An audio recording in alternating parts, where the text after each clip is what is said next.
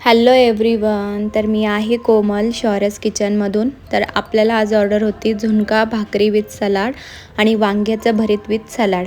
तर सगळ्यात आधी मी झुणका भाकरी बनवायला घेतलं. आई भाकरी बनवत होत्या आणि मी घेतला झुणका बनवायला. झुणका बनवायला कांदा परतायला भरपूर वेळ लागतो.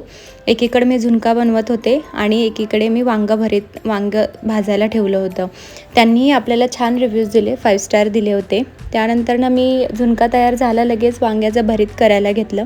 त्यालाही भरपूर वेळ लागतो करायला. कांदा परतूस तर वेळ जातो भरपूर. अजूनही ऑर्डर्स होत्या, पण मी सगळे स्क्रीनशॉट्स काही मी तुम्हाला शेअर नाही केले. आणि त्यानंतर म्हणजे साबुदाण्याची खिचडी पण होती. ह्या ताईंची आपल्याला दर सोमवारी ऑर्डर असते, साबुदाण्याची खिचडी किंवा थालीपीठ वगैरे. म्हणजे याचं उपवासाचं थालीपीठ असतं आपल्याकडे, आपण तेही प्रोव्हाइड करतो आणि अगदी कुरकुरीत आणि सुंदर असं लागतं. तर आज त्यांची आपल्याला खिचडीची ऑर्डर होती, तर खिचडी बनवायला घेतली होती मी. आणि दुपारी आपण जो पाटवडी रस्सा दिला होता त्यालाही आपल्याला 5 स्टार आणि प्लस विथ रिव्ह्यूज पण भेटले होते, त्यामुळे छान वाटलं. त्यानंतर मी पॅकेजिंगला सुरुवात घेतली. सगळ्यात मेन हा पण स्टंट असतो की ज्यावेळेस आपण ऑर्डर करतो त्यावेळेस आपल्याला पॅकेजिंग पण महत्त्वाचं असतं, की आपण पॅकेजिंग कसं देतो आहे.